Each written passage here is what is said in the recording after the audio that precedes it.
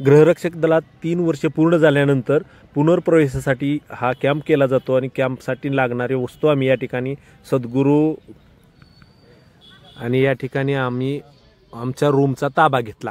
ताब्यामध्ये पहिल्याच रात्री आम्ही स्वतःच्या गाद्या घेतल्या मस्तपैकी आणि त्या ठिकाणी सामान ठेवलं आणि परसो कदम हा सांगतोय बघा इकडं गादी ठेव तिकडं गादी ठेव, आमच्यातला नेताच आहे एक प्रकारचा।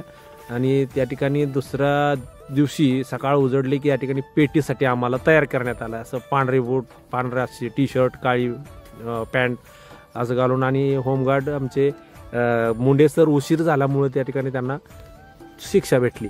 तर या ठिकाणी सकाळ सकाळ बघा 9 वाजले ते आता आणि पेटीची सुरुवात चांगली झालेली होती, घामाघूम झालेलो होतं आणि 5 मिनिटाचा ब्रेक आम्हाला त्या ठिकाणी मिळालेला होता। अतिशय खुश पहिला दिवस, परंतु हळूहळू कळेल आमची हवा। आता आम्ही नुकतंच 9 वाजता परत हजर झालोय ड्रेसवर। आता इथून पुढे कवायतचा प्रकार आम्हाला चालणार, बाय मूड दहिने मूड आगे पिछे अशा पद्धतीचं। तर पहिला दिवस असल्यामुळे तोंडावर चेहऱ्यावर आमच्या तेजस्वीपणा दिसतोय, चमक दिसते, हळूहळू तुम्हाला दिसेलच कळेलच।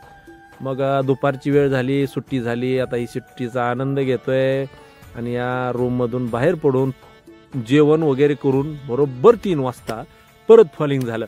आणि बघा सिटी वाजल्यानंतर एक 10-5 माणूस तर तिथं जर नाही आला तर फंट्रोल वगैरे कोपराने चालायचं वगैरे अशी शिक्षा मिळते, त्यामुळे सगळे जण जीव तोडून पळत आहेत। आणि 3ची सुट्टी झाल्यानंतर एक 5 मिनिटाचा ब्रेक, एक तासभर कवायत करून 5 मिनिटाच्या ब्रेकमध्ये आम्ही बसलोय। आणि हे बघा चेहरे बघा तुम्हीच, आणि हे प्रशिक्षण वर्ग आहेत, आम्हाला निबार तुंबून आम्हाला बघा कसे बसलेत मस्तपैकी।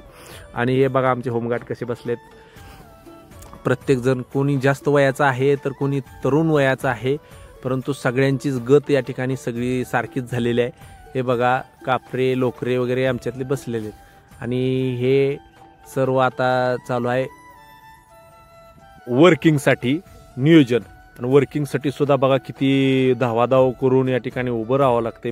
शिस्तबद्धपणा या ठिकाणी होमगार्डचा अतिशय मानायला पाहिजे, कारण की प्रत्येक कामे शिस्तबद्ध पद्धतीने। आणि बघा घरी मकवान सुद्धा काढत नाही ती, परंतु इथं कुसळ काढावं लागते ती, आणि ह्या कुसळात सुद्धा आम्हाला काढायला काय खोऱ्या नाही किंवा टिकाव नाही दिला जात किंवा खुरपं कोयता। आम्ही 2 दिवस तब्बल हातानेच ते एवढी मोठी कुसळ काढली, कोणाला फोड आले कोणाला हात चिरला, माझं स्वतःचं 2 फोड आले होते, तरी पण काय वाटत नाही, आनंदी आनंद, सगळे व्यवस्थित एकदम। आणि इथं बघा सुतार साहेब आमच्या जिल्ह्याचे मेन होमगार्ड साहेबांचे मेन आहेत, त्यांनी इतकं चांगलं केलंय होमगार्डचं, तर त्यांच्यासाठी भेटला विठ्ठल हा शब्दसुद्धा बसतोय। तर या ठिकाणी बघा काय काय गळकी पार्टी पण असते, काम करायचं नाही मोकार उभा राहायचं, त्या म्हाताऱ्याला माणसाला घेऊन प्रशू कदमचं कधीच कामच नाही, त्यांचं हागरं काम असतं सारखं। हे बघा सगळेजण काम करून सुट्टी झालेली आहे आता या ठिकाणी एकत्रित येऊन या ठिकाणी बंदोबस्त वर्किंगचा क्लोज झाला। संध्याकाळी 9 वाजता बरोबर जेवण 7 वाजता असते, 9 वाजता एकदा मोजतात की बाबा इथून कुठे आलेली गेली नाहीत का, घाळ होऊ नये। दुसरा दिवस सुरू झाला आणि या ठिकाणी दुसऱ्या दुपारी आमचा दीपक भोंग, जो की पूर्वी होमगार्डमध्येच होता आणि होमगार्डच्याच मुळे तो पोलीस झाला आणि आता केगावला SP साहेबांचा बॉडीगार्ड आहे, त्याच्याबरोबर 2 मिनिटं घालवली आणि या ठिकाणी 1 तासभर राहिला होता। मस्तपैकी शांत झोपलो आम्ही। हे बघा इतके गाढ झोपलेत, बघा परशु कदमची झोपण्याची स्टाईल, ही काय झोपण्याची पद्धत आहे का, पण तिथं खूप रगडा केल्यामुळे हे सगळे घराघूर झोपलेले आहेत आणि मी मात्र शूटिंग काढतोय। आणि संध्याकाळची वेळ झालेली आहे मित्र, आणि मस्तपैकी आम्ही जेवणाचा आस्वाद घेतोय। तेलकट तुपकट न खाता, पैसे सगळ्यांकडेच होते, परंतु तेलकट तुपकट न खाता त्या ठिकाणी 60 रुपयामध्ये फक्त ती मस्त जेवण यायचं आणि त्याच्यावर ताव मारून आम्ही मस्तपैकी रिलॅक्स व्हायचो, कारण की हे जेवण आम्हाला दिवसभर ऊर्जा देत होतं। आणि मस्तपैकी योगा झोपण्यासाठी आम्ही निघालेलो आहे आणि झालं जेवण झोपणं वगैरे झालं, सकाळ उठलो परत आणि हा रोजची शेड्यूल चालू झालं। परत दुसऱ्या दिवशी तिसरा दिवस असेल बहुतेक, तिसरा दिवस आहे हा, आणि या तिसऱ्या दिवशी बघा 5 मिनिटाच्या ब्रेकमध्ये हा आमचा पेटीचा ड्रेस आहे आणि त्याच्यानंतर 9 वाजता पूर्ण आम्ही आमच्या ग्राउंडवर आलो. ग्राउंडवर आल्यानंतर हा आमचा 90 जणांचा ट्रॅम्प आहे. या 90 जणांमध्ये खूप मजा मस्ती झालेली आमची. आणि दुपारच्या वेळेला आमचा हा ताफा जेवायच्या लाईनीत उभा राहिला. आता जेवायच्या लाईनीमध्ये बघा कोण कोण आहे.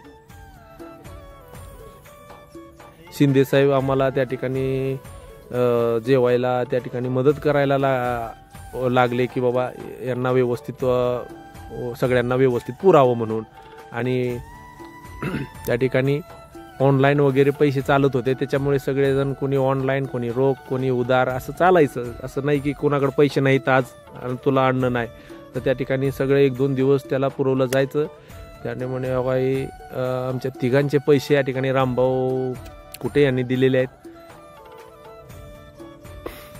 आणि या ठिकाणी सगळं काही पोषक होतं. आणि हे जेवण संपल्यानंतर या ठिकाणी महत्त्वाचं म्हणजे पोलिसांच्या खांद्याला खांदा लावून न म्हणता पोलिसांपेक्षाही जास्त प्रामाणिकपणा आणि जास्त कष्ट हे होमगार्डला पडलेलं असतं. कारण की प्रशिक्षणामध्ये तर इतकं पोलिसांपेक्षाही टाईट या ठिकाणी ट्रेनिंग दिलं जातं.